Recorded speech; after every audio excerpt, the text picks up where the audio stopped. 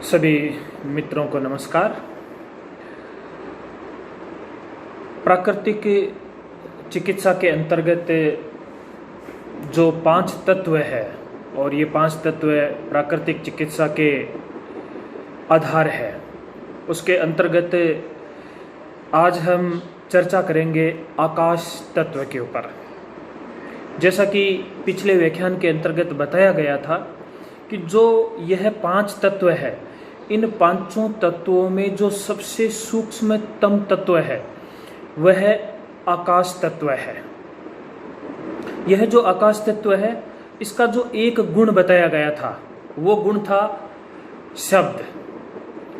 किस प्रकार से यह आकाश तत्व हमारी चिकित्सा में सहायक हो सकता है और आकाश तत्व की चिकित्सा के लिए हमें क्या क्या करना चाहिए, इन सभी के ऊपर हम चर्चा करेंगे। उससे पहले इस आकाश तत्व को थोड़ा समझना भी जरूरी है और थोड़ा साइंटिफिकली भी हम इस आकाश तत्व को जानने का प्रयास करेंगे। हम देखते हैं कि यह जो संपूर्ण ब्रह्मांड है, इस संपूर्ण ब्रह्मांड के अंदर जो कुछ भी है उन सब को स्थान देने वाला आकाश तत्व है। यदि आकाश तत्व नहीं हो तो किसी को भी स्थान नहीं मिलेगा। यानी कि आकाश तत्व क्या कर रहा है, चाहे हम वायु की बात करें, अग्नि तत्व की बात करें, चाहे जल या पृथ्वी तत्व हो, इन सभी तत्वों को जिनसे मिलकर के यह ब्रह्मांड बना हुआ है, इन सब को जो स्थान देने वाला है, एक स्पेस देने वाला है, वह है आकाश तत्व। यदि हम इस ब्रह्मांड में बात करें तो वास्तव में सबसे ज्यादा यदि किसी तत्व की मात्रा है तो वह आकाश तत्व की है। इतना ही नहीं, जब वैज्ञानिकों ने एटम को यानी कि परमाणु को जानने का जब उन्होंने प्रयास किया और उन्होंने कहा कि जो कुछ भी ठोस रूप में हमें दिखाई दे रहा है, वास्तव में वह ठोस रूप यानी कि उसका अस्तित्व क्या है, किस प्रकार से है, तो इसके लिए सबसे पहले रदरफोर्ड ने एक प्रयोग किया था। रदरफोर्ड ने क्या किया कि बहुत ही पतली स्वर्ण यानी जो सोना होता है, गोल्ड, उसकी बहुत पतली जो एक चद्दर होती है, उसका उसने निर्माण किया। वह जो चद्दर थी बहुत ही पतली थी और उसने क्या किया कि उसने यह देखना चाहा कि जो कुछ भी ये सोना है या चांदी है या हम लोहे की भी बात करें, यानी कि ये जितनी भी प्रकार की ठोस वस्तुएं हैं, यानी कि हम जिस मेटल की बात करते हैं, ये वास्तव में कितना ठोस है। यदि देखा जाए, एक सोने की चद्दर को हाथ में लिया जाए तो हम देखेंगे कि वह बहुत ही ठोस है। उसके ऊपर पानी गिराएंगे तो उसके अंदर से पानी भी नहीं जाएगा। लेकिन जब रदरफोर्ड ने प्रयोग किया तो वह आश्चर्यचकित रह गया।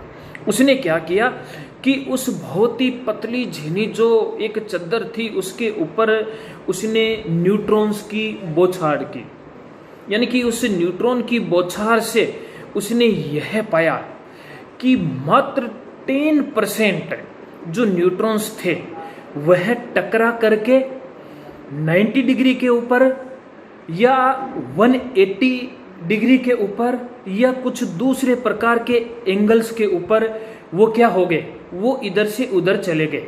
यानी कि जो गोल्ड के अंदर इलेक्ट्रॉन थे या उसके अंदर पाए जाने वाले जो प्रोटॉन थे, न्यूट्रॉन, उनसे टकरा करके वह इधर से उधर हो गए। लेकिन वो कितने हुए? ओनली 10%। बाकी 90% उसने पाया कि जो न्यूट्रॉन्स थे वह आर पार निकल गए। तो उसके भी आश्चर्य का ठिकाना नहीं रहा कि जिस गोल्ड की हम बात करते हैं, उस यानी कि उस जिस मेटल की हम बात करते हैं, जिस ठोस वस्तु की हम बात करते हैं, उसमें भी 90% तक क्या होता है? स्पेस होता है। इतना ही नहीं, आज साइंस जो स्पेस साइंटिस्ट है वो कहते हैं कि जो हमारा यह यूनिवर्स है, ये यूनिवर्स वास्तव में अभी यौवन अवस्था के अंदर है। और उन्होंने जो एक थ्योरी दी है, वो जो थ्योरी दी है उस थ्योरी के अनुसार जो यूनिवर्स एक्सपेंडिंग यानी कि जो फैलता हुआ यूनिवर्स है, ब्रह्मांड है, उसकी जो थ्योरी दी है उनके अनुसार यह ब्रह्मांड 2000 किलोमीटर पर सेकंड के हिसाब से आज भी फैलता जा रहा है। और एक दिन ऐसी भी स्थिति आएगी कि इस संपूर्ण ब्रह्मांड के अंदर जो कुछ भी है वह मात्र एक बिंदु के अंदर सिकुड़ करके आ जाएगा। तो यह अपने आप में वास्तव में एक बहुत आश्चर्य वाली बात है कि हम जितने भी या जिन ठोस पदार्थों की आदि की हम बात करते हैं और हम ये सोचते हैं कि इतना स्पेस नहीं है, जबकि हकीकत यह है कि यदि एक संपूर्ण ब्रह्मांड भी एक बिंदु के ऊपर सिकुड़ करके आ सकता है तो इसका अर्थ हुआ कि इस संपूर्ण ब्रह्मांड, संपूर्ण जगत के अंदर यदि सबसे अधिक पाया जाने वाला कोई तत्व है इन 5 एलिमेंट्स के अंदर तो वह है आकाश तत्व है।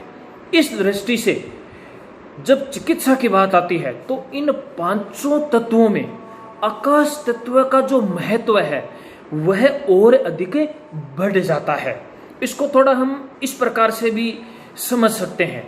हम कहते हैं कि जो ईश्वर है वह ईश्वर निराकार है, वह ईश्वर सत्य है, वह अविनाशी है।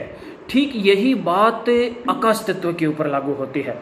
आकाश तत्व भी वास्तव में निराकार है, क्योंकि आकाश का कोई आकार नहीं है, यह भी बिल्कुल सत्य है और यह अविनाशी है। यानी हम कहते हैं ना कि जिस प्रकार से एक आत्मा को न तो छेदा जा सकता है, न जलाया जा सकता है, न उसको गीला किया जा सकता है, ठीक इसी प्रकार से हम आकाश तत्व के साथ में कुछ भी नहीं कर सकते। यह हम यूं भी कह सकते हैं कि जिस प्रकार से ईश्वर या जो हमारी आत्मा होती है, जिसको हम क्या मानते हैं कि ये बिल्कुल विशुद्ध है और विशुद्ध होने के साथ ही यह निर्मल है, ठीक इसी प्रकार से आकाश तत्व की भी वही बात है। आकाश तत्व बिल्कुल विशुद्ध होता है, निर्मल होता है। यह एक ऐसा तत्व होता है जिसको आप अशुद्ध नहीं कर सकते, जिसमें आप किसी भी प्रकार का मल नहीं जोड़ सकते। यह हमेशा निर्मल रहेगा, यह हमेशा विशुद्ध रहेगा। वायु के अंदर अशुद्धता आ सकती है, अग्नि के अंदर आ सकती है, आपके जल में भी आ सकती है और पृथ्वी तत्व में अशुद्धता आ सकती है, लेकिन आकाश तत्व के अंदर किसी भी प्रकार की अशुद्धता नहीं आ सकती। इसीलिए हमारे शरीर के अंदर भी यदि हम इस तत्व को जितना ज्यादा गेन करेंगे या हमारे शरीर में इस तत्व की मात्रा जितनी ज्यादा होगी, उतना ही हमारा मन है, हमारा शरीर है, हमारी आत्मा है और जो हमारे भाव है वह भी विशुद्ध होंगे, पवित्र होंगे और निर्मल होंगे। इस दृष्टि से यदि देखा जाए तो यह जो आकाश तत्व है यह वास्तव में एक अमोघ शक्ति है, यह परम कल्याणकारी है और परम कल्याणकारी यह हमारे आत्मिक, मानसिक और शारीरिक दृष्टि से भी है। यानी कि इस तत्व की मात्रा जितनी ज्यादा होगी या हम इसकी तरफ जितना ज्यादा ध्यान देंगे उतना ही हमें फायदा होगा।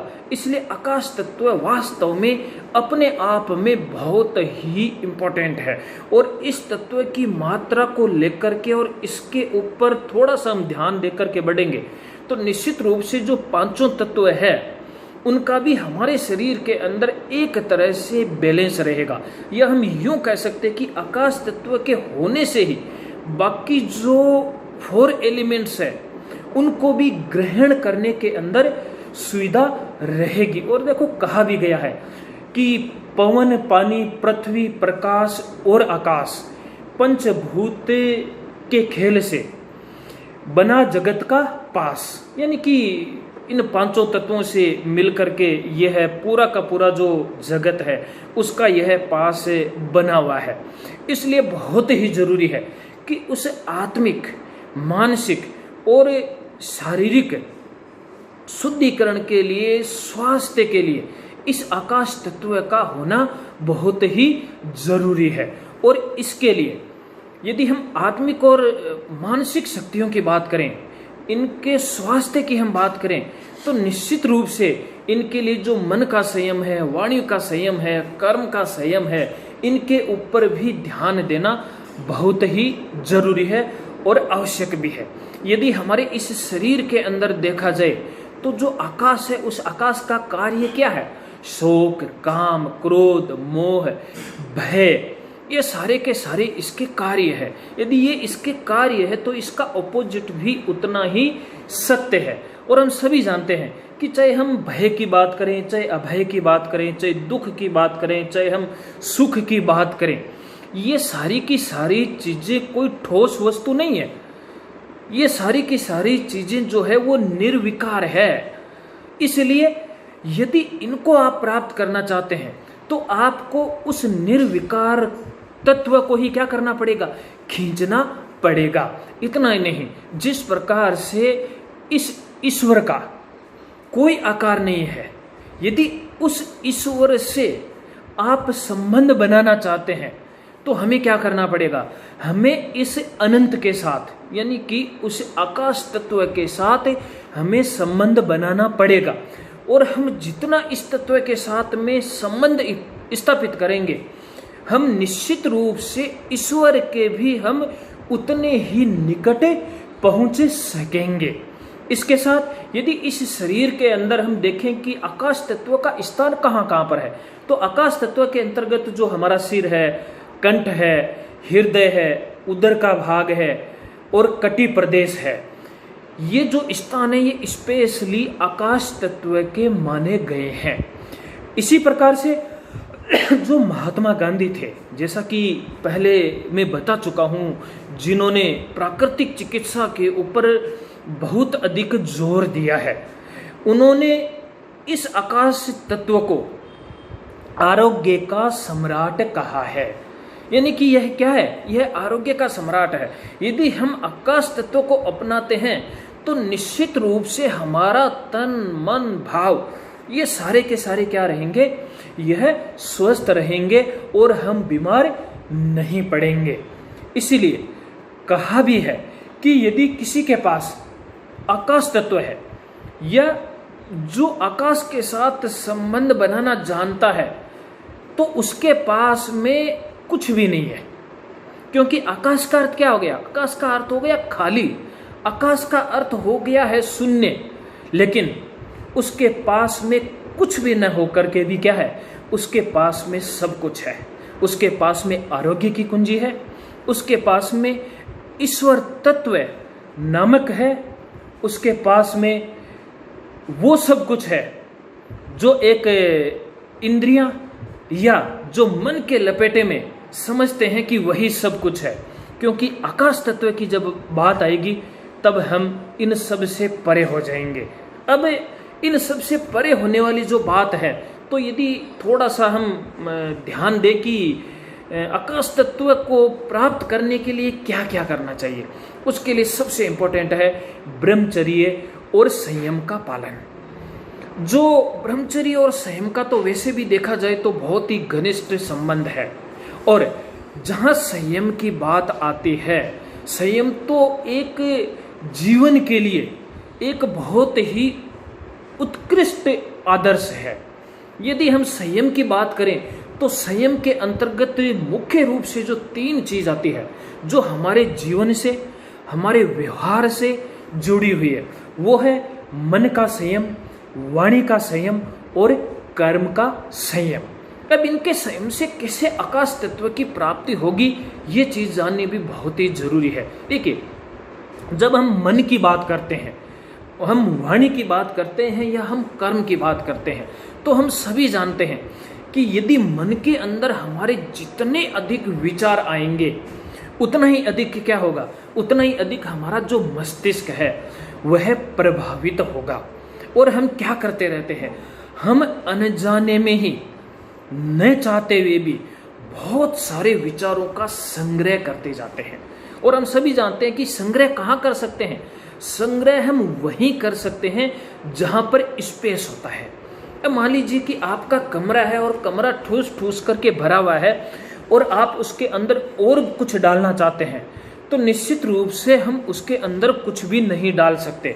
लेकिन उसके अंदर स्पेस है, तो स्पेस होने की वजह से कुछ और सामान भी उसके अंदर क्या हो सकता है, रखा जा सकता है। ठीक इसी प्रकार से हमारे ब्रेन के अंदर जो स्पेस वाली बात है, उसके अंदर हम क्या करते रहते हैं, हम मन के द्वारा अनेक प्रकार के, अब वो चाहे पॉजिटिव थॉट्स हो चाहे नेगेटिव थॉट्स हो, उन सारे प्रकार के थॉट्स को हम क्या करते जाते हैं, हम उन सारे थॉट्स को उसके अंदर डालते जाते हैं।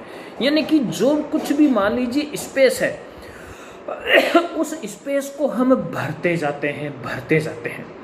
और इसके लिए जो सबसे अच्छा साधन है कि उसके लिए हम क्या कर सकते हैं, उसको कैसे स्पेस दे सकते हैं, उस और मन के स्पेस की यदि बात आती है तो उसके लिए सबसे अच्छा जो साधन है वह है मेडिटेशन, यानी कि ध्यान की प्रक्रिया।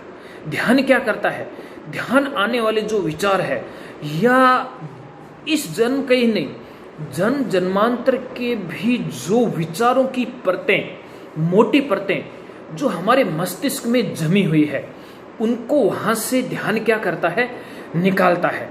तो ध्यान का हम जितना अधिक प्रयोग करेंगे उतने ही हम आकाश तत्व के निकट पहुंचेंगे। और ये बिल्कुल सत्य बात है। यदि हम पतंजलि योग को भी पढ़ते हैं, वहां पर भी संप्रज्ञात और असंप्रज्ञात समाधि की बात करते हैं। संप्रज्ञात समाधि में भी वहां पर यही बात कही गई है कि किस प्रकार से सबसे स्थूलतम जो जगत का तत्व है पृथ्वी तत्व है। पृथ्वी तत्व होने का अर्थ हो गया भारी मात्रा में तामसिकता, यानी कि तम जो गुण है उसकी प्रधानता ज्यादा होगी। वो जैसे जैसे छूटते जाते हैं, यानी कि वो अलग होते जाते हैं, जैसे जैसे उन विचारों से हम अतीत में भावातीत होते जाते हैं, वैसे वैसे हमारे अंदर उस आकाश तत्व के जो गुण है वह बढ़ते जाते हैं। इसलिए मैं तो यही समझता हूँ और प्राय कहता हूँ कि आकाश तत्व को प्राप्त करने के लिए ध्यान से बढ़कर कोई भी चीज नहीं हो सकती। ठीक इसी प्रकार से यदि वाणी के संयम की बात करें तो वाणी के पीछे कारण तो हमारा मन ही होता है। यदि मन को ये हमने संयमित कर लिया है तो वाणी को भी हम संयमित कर सकते हैं। उसके पश्चात जो कर्म की बात आती है, क्योंकि भगवान कृष्ण ने कहा है कि हम क्षण मात्र भी बिना कर्म किए बिना नहीं रह सकते, लेकिन साथ में उन्होंने यह भी कहा है कि उनका भी संग्रह नहीं हो, उनसे भी जुड़ाव नहीं हो। उसके लिए हमें क्या करना चाहिए, हमें निष्काम भाव से जो कर्म है उन कर्मों को हमें करना चाहिए। यदि निष्काम भाव से उन्हें हम कर्मों को करेंगे तब उनका हमारे साथ में जुड़ाव नहीं होगा। तो इस प्रकार हम कह सकते हैं कि आकाश तत्व के लिए हमारे मन का, हमारी वाणी का और जो हम कर्म कर रहे हैं उनका संयम होना जरूरी है।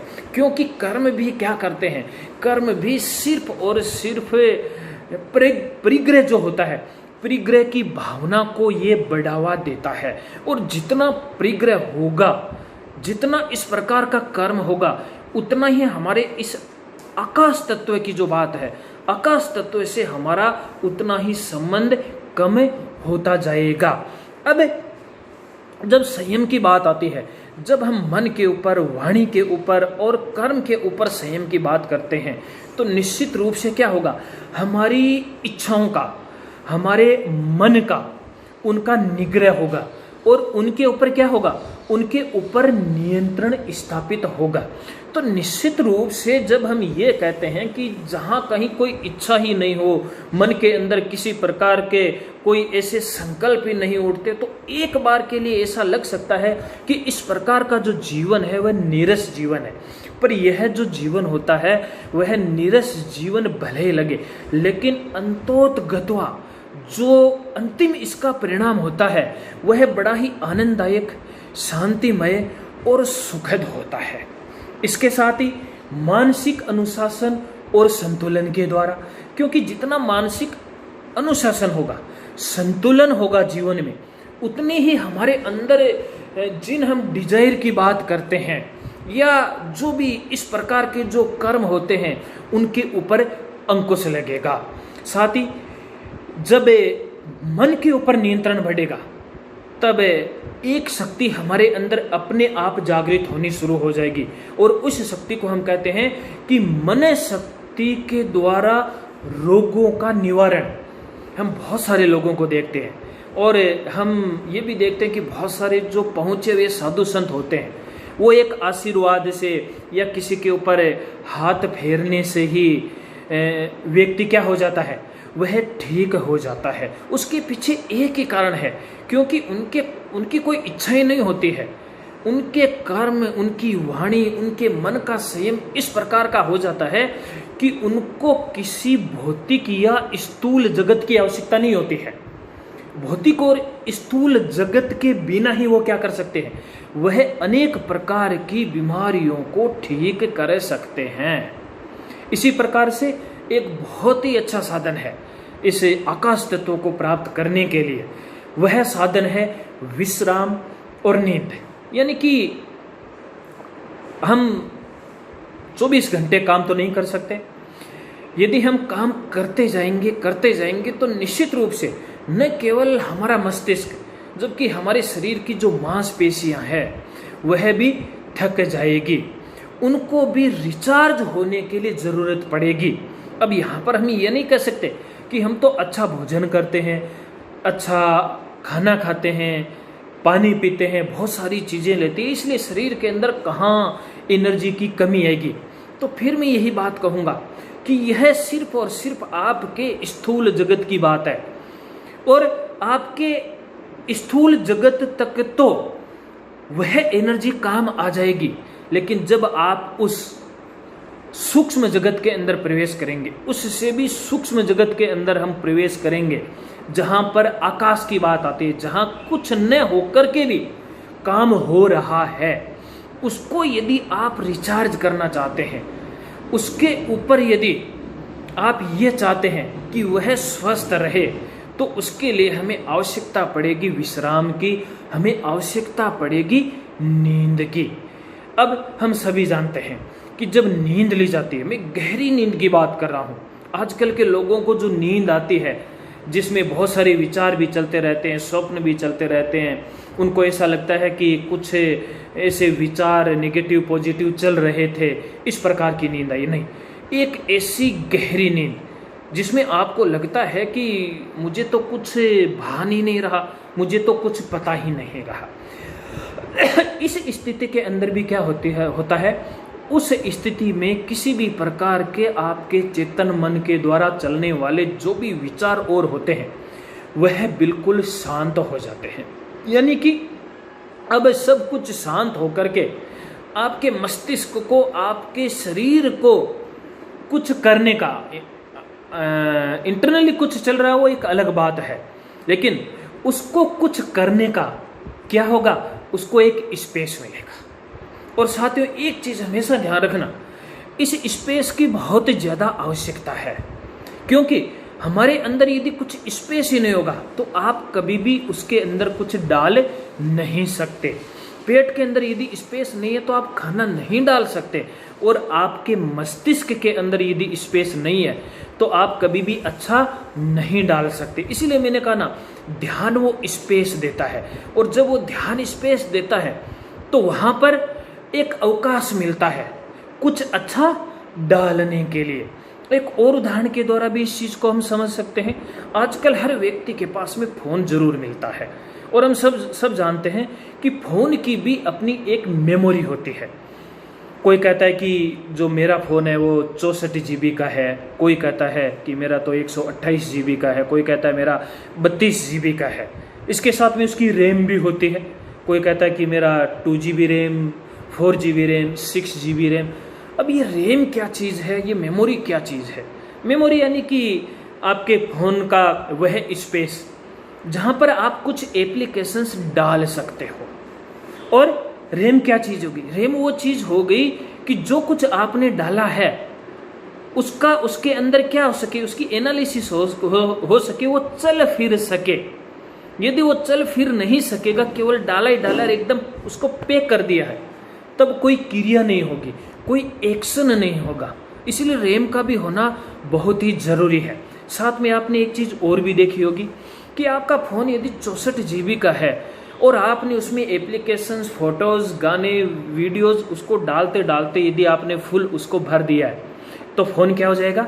फोन हैंग हो जाएगा, फोन बंद हो जाएगा। और कई बार तो ऐसा होता है कि फोन बिल्कुल बंद हो जाता है, हम चला भी नहीं सकते, उसको तो कंपनी के पास ही भेजना पड़ेगा और उस फोन को फिर पूरी तरह से फॉर्मेट करना पड़ता है, यानी कि उसके अंदर जो कुछ है डिलीट करके और उसकी मेमोरी को खाली किया जाता है, तब फोन चलेगा।